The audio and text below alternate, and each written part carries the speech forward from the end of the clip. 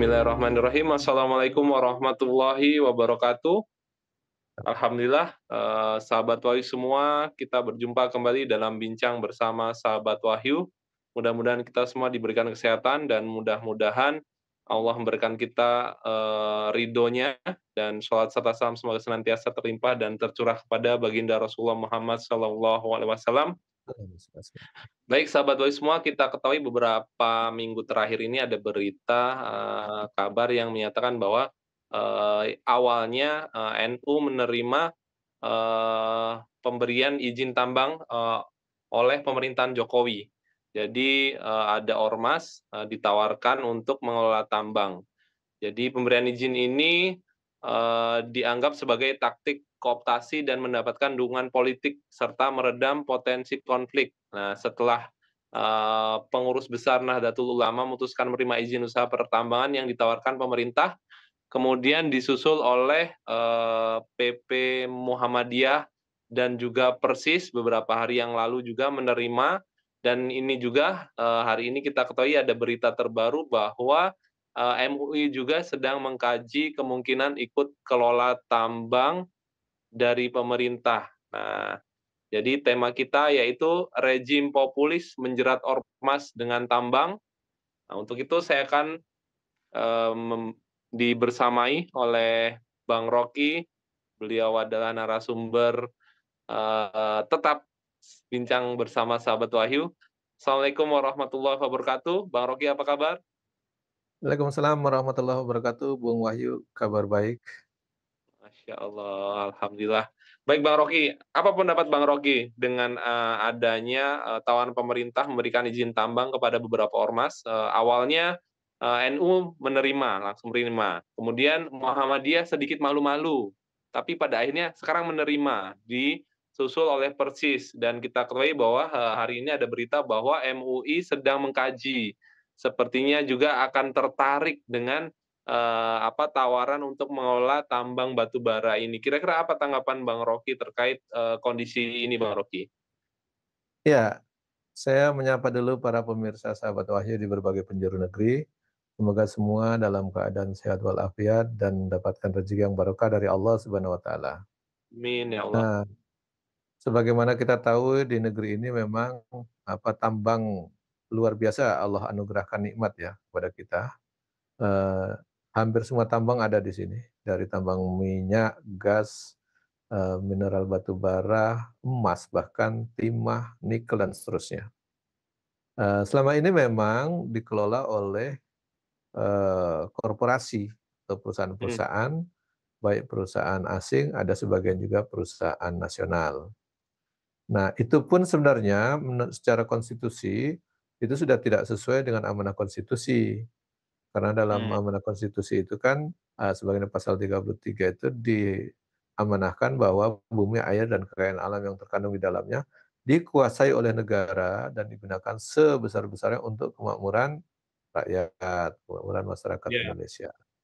Tetapi begitu diserahkan kepada korporasi, baik itu perusahaan asing dan asing, tentu yang akan menikmati banyak ya tentu mereka, tidak lagi sebesar-besarnya untuk kemakmuran rakyat. Itu saja sudah keliru gitu. Nah, mmm, hari ini mungkin dari perspektif itu, ada usulan untuk melibatkan ormas, mmm, untuk diberikan, izin usaha pertambangan, untuk menambang, entah apa nanti yang dikasih sampai hari ini belum jelas kan, apa yang dikasih dan berapa besar yang dikasih. Tetapi semua udah tertarik karena memang kalau kita lihat tuh tambang kan menggiurkan gitu. Daripada selama ini masyarakat hanya tarik tambang setiap 17-an Agustus, mungkin sekaligus sesekalilah, ormas ikut menarik tambang yang sebenarnya gitu. Nah ini iya, sebenarnya kalau saya lihat ini justru jeratan ini, tambang yang mmm, menjerat ormas. Nah kita agak khawatir dan bahkan mungkin ini, dampaknya begitu besar nanti ke depan. Tapi yang pasti ketika ormas NU yang dianggap sebagai ormas yang representatif mewakili sebagian besar masyarakat Indonesia, juga ormas Muhammadiyah, 2 ormas terbesar ini, sudah menyatakan ingin ikut mengelola tambang, saya pikir ini bukan persoalan ekonomi lagi ini. mmm, tapi ini sudah lebih nuansa kental, nuansa politis. Kenapa? Kalau ekonomi mestinya tadi pemerintah mengelolanya, kemudian hasilnya sebesar-besarnya untuk kemakmuran masyarakat, secara merata. Nah, kalau diserahkan kepada ormas, memang bisa jadi ormas tertentu dia akan mendapatkan, benefit ekonomi maupun kesejahteraan, tetapi mungkin level pengurusnya, mmm, mungkin level, grassroots-nya, level bawahnya belum tentu mendapatkan juga. Ini kan prosesnya akan seperti trickle down effect yang diharapkan menetes gitu. Nah, kalau teori menetes itu kan, kadang-kadang menetes, kadang-kadang tidak gitu. Nah, ini mmm, yang kita khawatirkan justru di antara ormas itu sendiri akan, pengurusnya dengan anggotanya akan ribut. Belum lagi nanti antar ormas dengan antar ormas yang satu dapat tambangnya gede, satu dapat tambangnya yang agak kering, satu tidak dapat mmm, tambang, ribut lagi. Jadi saya pikir, ini, eee nuansa politiknya bukan nuansa ekonomi yang lebih kental, tetapi lebih kental nuansa politik untuk kepentingan satu, penguasa. Saya pikir ini, di penghujung masa kekuasaannya rezim Jokowi ini, dia ingin ada, dukungan politik dari elemen-elemen bangsa yang dianggap punya, kekuatan secara apa, moral maupun sosial. Dan karena bisa jadi di level dukungan politik, partai politik ada perseteruan, yang mungkin sulit diharapkan untuk bisa mendapatkan dukungan, dia menambah, luas area dukungannya, yaitu dari partai politik, yang partai politik koalisi sudah digabung, dia melakukan pengamanan lagi di level, ormas. Dan kalau kita lihat ini menandakan bahwa, kepemerintahan, rejim Jokowi ini sebenarnya, banyak masalah. mmm, Karena di ujung, dia ingin cari dukungan dan perlindungan. Mestinya di ujung ini kan, ibaratnya orang di sakaratul maut itu husnul khotimah gitu ya. Sudah iya, banyak doa-doa yang datang, sudah banyak simpati yang datang. Ini justru sedang mencari simpati mmm, dengan, melakukan kebijakan populis seolah-olah baik dengan ormas gitu, untuk memberikan hak untuk izin pengelolaan tambang. Ya mungkin sebagian ormas sudah melihat, ini peluang gitu, tapi, tentu dari secara konstitusi dia bertentangan, tidak sesuai dengan konstitusi yang harusnya dijalankan, apalagi dari segi ayat-ayat suci atau dari segi agama. Saya pikir 2 ini bertentangan secara, serius dalam konteks pengelolaan tambang. Nah ini, kita perlu ingatkan ini kepada ormas, agar, mestinya, menyadari betul, ini bukan hanya jeratan, tapi sudah ada umpan beracun di dalamnya. mmm, Jadi sudah dijerat, dikasih umpan beracun di dalamnya. Dijerat akhirnya tidak bisa ke mana-mana, mengikuti apa yang menjerat, kemudian racunnya apa? Racunnya akhirnya, dia lumpuh, tidak bisa, melakukan fungsinya sebagai ormas. Kita tahu sebagai ormas mestinya fungsi utamanya adalah melakukan, pendidikan masyarakat, ikut mencerdaskan masyarakat, kemudian ikut mengkritisi dan mengoreksi penguasa. mmm, Saya pikir ini yang akan hilang dan akan runtuh ketika ormas itu sudah terjerat tambang dan memakan umpan racun yang ada dalam tambang itu. Dan kita, khawatir sekali karena ormas-ormas besar sudah, terjerat di situ kalau kita lihat, menerima. iya, Ya mudah-mudahan bisa melepaskan dari jeratan itu, saya pikir itu yang perlu kita dorong supaya, tidak semakin lama tidak semakin jauh. Sehingga, ormas yang dia terjerat, sibuk mengurus tambang dan lupa fungsinya sebagai ormas untuk mendidik anggotanya, mendidik masyarakat, dan juga mengoreksi dan mengkritisi kebijakan penguasa dan menasihati para penguasa. Saya pikir di sini letak krusialnya kenapa kita prihatin ormas-ormas, semua ikut-ikutan terjerat atau bahkan memakan umpan beracun dari rejim yang di akhir-akhir ajalnya kekuasaannya berakhir. Saya pikir ini jelang ajal kekuasaan justru menebar racun dan membuat jeratan kepada, eee, komponen bangsa, elemen bangsa yang bernama ormas, dijerat dengan tambang. Saya pikir situ Bung Wahyu. Baik, baik Bang Rocky. Artinya memang, hal ini akan menjadi polemik tersendiri ya. Kita akui juga bahwa, misalkan di Banyuwangi, beberapa DPC atau ranting-ranting baik NU ataupun Muhammadiyah sendiri, kita itu mereka sudah menolak gitu kan. Dan ini saya baca dari koran Tempo Senin 13 Mei 2024, dengan judul bahaya main tambang ormas agama, salah satu katanya, salah satu kalimat di sini alih-alih lebih berhati-hati dalam mengelola tambang, justru kebijakan pemerintah, ini cenderung transaksional Bang Rocky. Jadi Jokowi itu terkesan memprioritaskan membayar utang politiknya, ketimbang menciptakan iklim investasi industri pertambangan yang lebih ramah lingkungan. Kemudian untuk membela hal tersebut, dalih Menteri Investasi Bahlil Lahadalia itu justru yang juga Ketua Satuan Penataan Lahan dan Penataan Investasi bahwa pemberian konsesi tambang buat ormas agama merupakan bentuk penghargaan terhadap jasa mereka dalam memerdekakan Indonesia. Nah, apa tanggapan Bang Rocky dengan dua pernyataan tadi? Benar, kita sebenarnya cukup senang, karena ada sebagian warga ormas yang punya kesadaran itu, bahwa, Mhm, harusnya jangan ikut-ikutan terjebak untuk ikut mengelola tambang.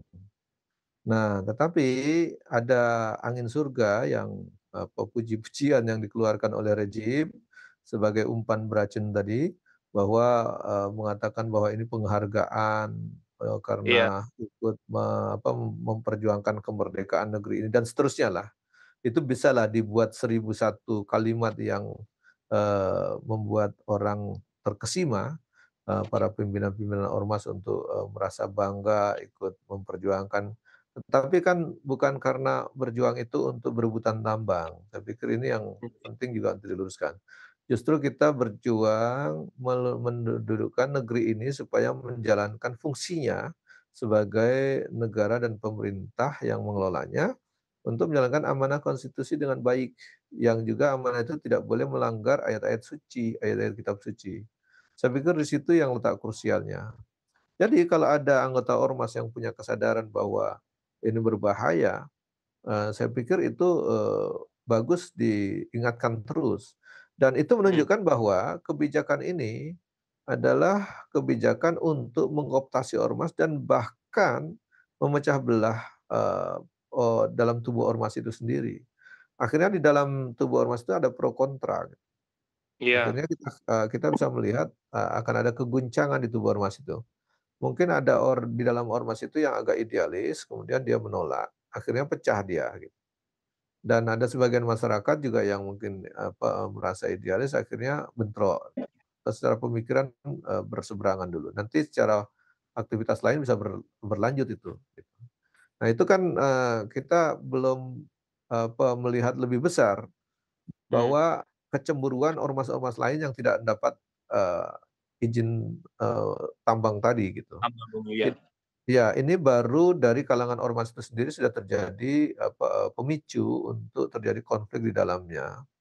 Bagaimana nanti kalau ormas lain melihat bahwa kami ini tidak dapat lahan tambang, kami cuma dapat lahan parkir, misalnya gitu ya.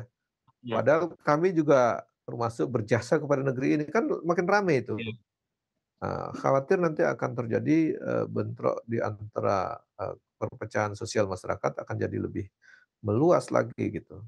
Dan tentu kita bisa melihat bahwa kalau di lapangan pergerakannya akan jadi, berbeda dengan, pertarungan, pergolakan, perbedaan dalam konseptual atau pemikiran. Nah, kalau beda pemikiran ini kan bisa diskusi. Nah, kalau beda aktivitas di lapangan, itu bisa-bisa bentrok fisik. Nah itu yang, kita lihat bahwa, kebijakan ini alih-alih untuk mensejahterakan masyarakat, baik dari, yang anggota ormas maupun bukan, tapi justru, yang kita lihat kesejahteraannya belum tentu diraih, dan kesejahteraan untuk keseluruhannya juga belum tentu terdistribusi dengan baik.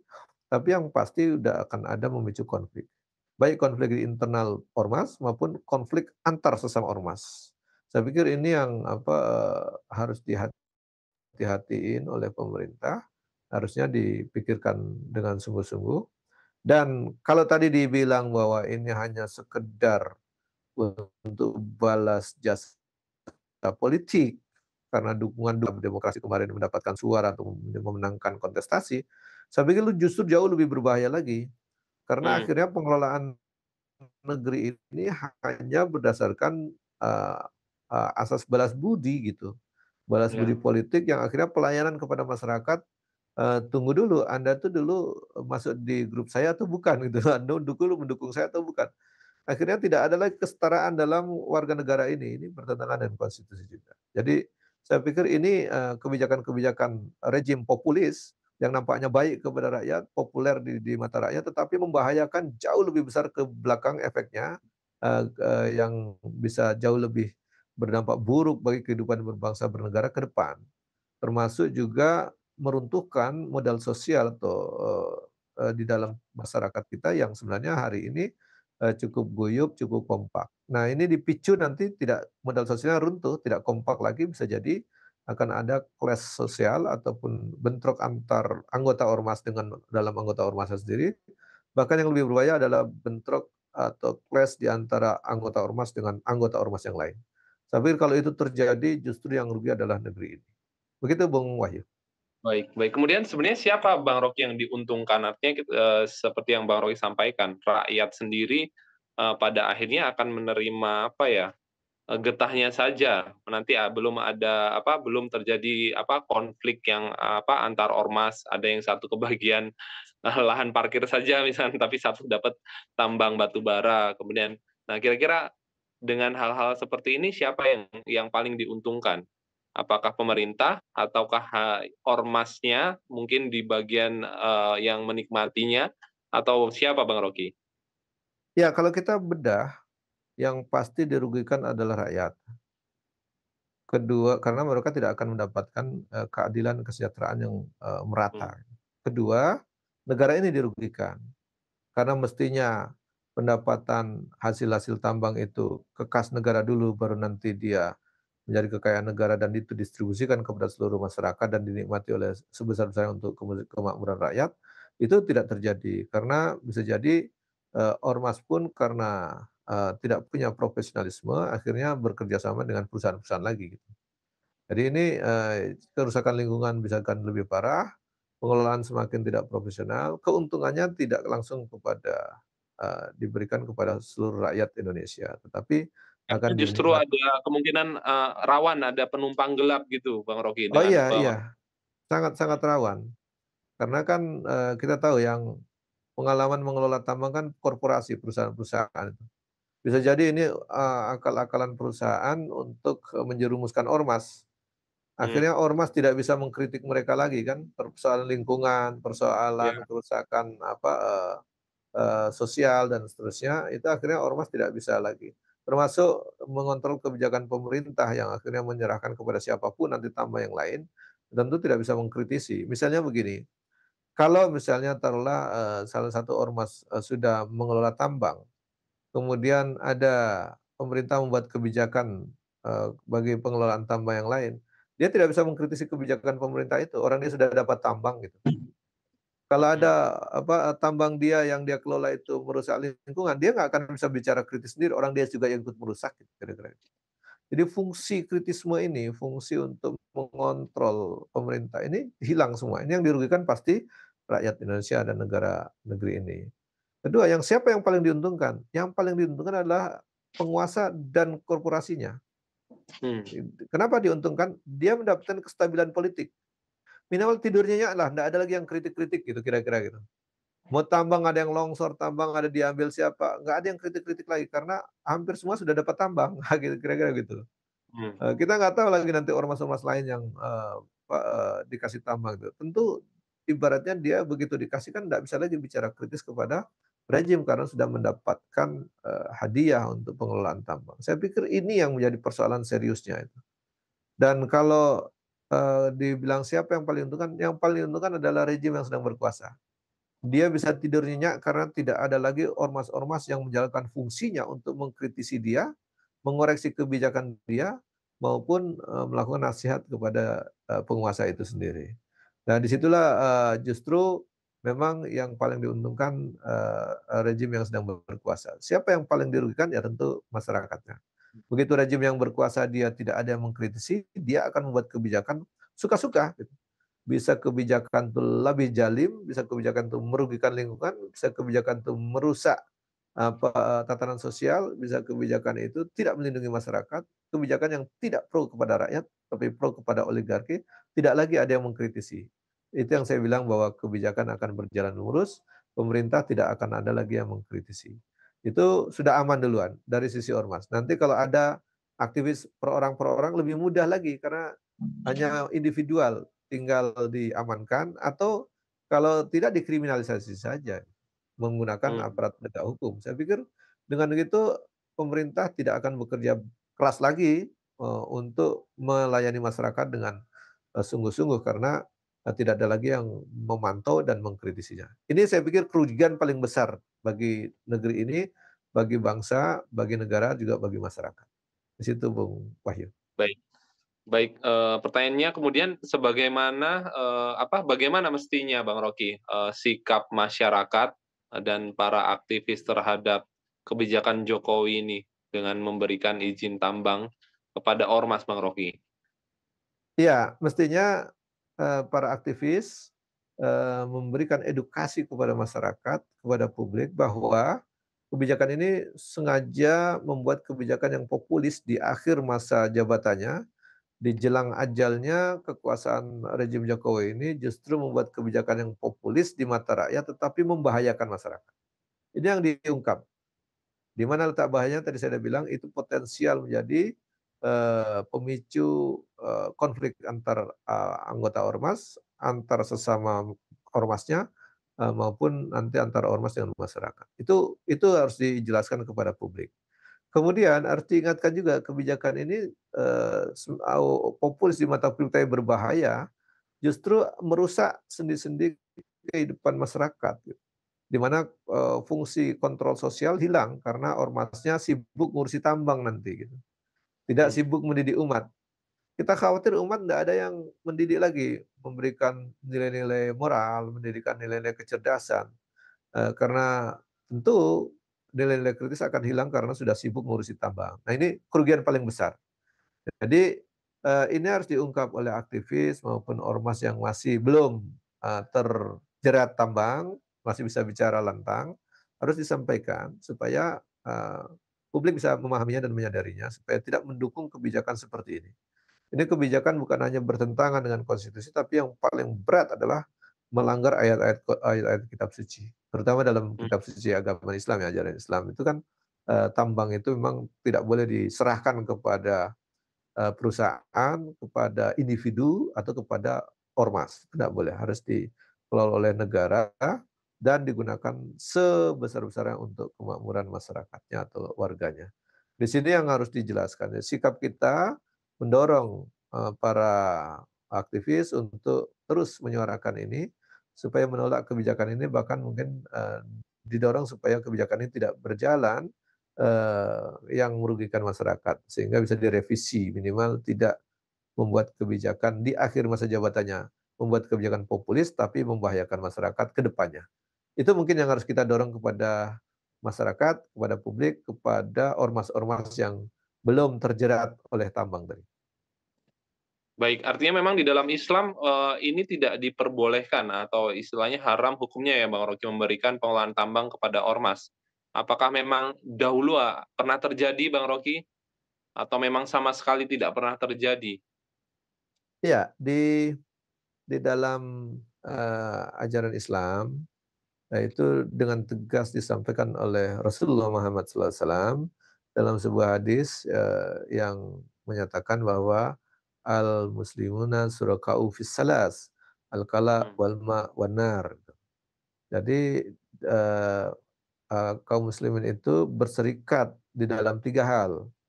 Al-kala itu artinya, padang, hutan atau padang gembalaan dan seterusnya.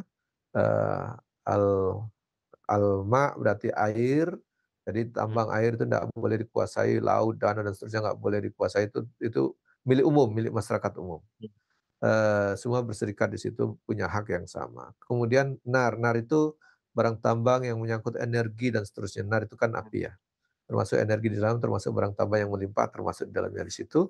Itu, tidak boleh, itu menjadi milik umum. Berarti kepemilikan umum itu milik semua masyarakat yang ada di sini, atau warga negara yang ada. Itu tidak boleh diserahkan kepada individu. Di hadis lain disebutkan, "Anasu syuraka'u fis salas, al-kala' wal ma' wan nar." Jadi manusia itu berserikat di dalam 3 hal, yaitu al-kala' wal ma' wan nar tadi. Artinya apa? Bukan hanya kaum muslimin, tapi semua manusia, memiliki hak yang sama dalam kepemilikan barang umum tadi, baik itu tambang, baik itu padang gembalaan maupun hutan, baik itu air, danau, laut, dan seterusnya, itu milik umum, tidak boleh dikuasai oleh individu tertentu, tidak boleh dikuasai oleh perusahaan tertentu, tidak boleh juga dikuasai atau diserahkan kepada ormas tertentu. Tetapi harus dikelola oleh negara dan digunakan hasilnya sebesar-besarnya untuk masyarakat. Pernah terjadi di masa Rasulullah memberikan tambang garam, jadi mmm, kepada, orang. Kemudian, Rasul diingatkan bahwa garam itu, seperti air yang mengalir gitu, yang tidak berhenti, banyak berlimpah gitu. Akhirnya tambang garam itu ditarik oleh Rasulullah SAW untuk dikelola oleh negara. Jadi tidak diserahkan kepada individu.